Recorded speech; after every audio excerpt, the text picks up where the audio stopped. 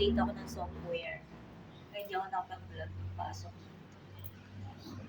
Kakain muna ako ng pandesal. Di pa luto. Gusto ko yung mainit na pandesal. Dito sa Pandi, Manila.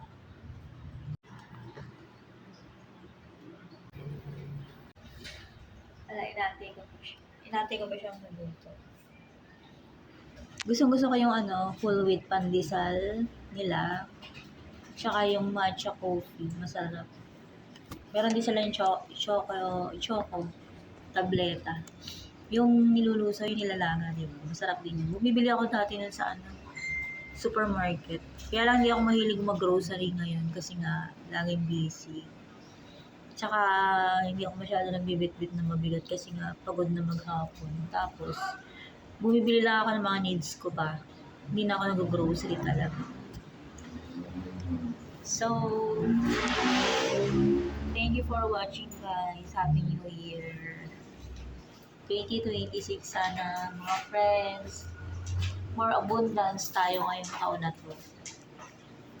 More abundance, more client, ma-overcome lahat ng bills and payments, makapag-ipon, makapag-travels, and syempre ma-overcome yung mga maliliit na problems, transformation, and etc. etc.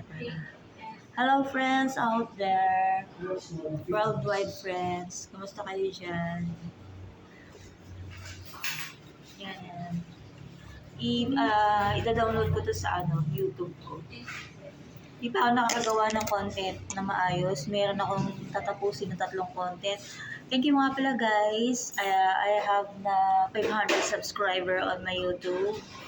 I'm Jocelyn Mangilit. Please like and subscribe to my YouTube channel. Iko-complete ko lang yung 3 requirements ko para complete na yung requirements ko sa YouTube. Thank you for watching guys. Wala pa yung pandesal ko. Maya-maya pa siguro. Kasi lang yung 14 minutes. Palutuin. Naiiwan ko yung umbrella ko kahapon sa I forgot kagabi sa bangko. Maliit lang siya eh. Ganito lang kalaki. Kasi laki lang ng cellphone ko. Umambon kagabi. Nung dinudukot ko doon sa bag ko, I forgot. Naiwan ko doon sa table ng bangko. So yun, mabalikan ko mamaya. Sana naitabi ng guide.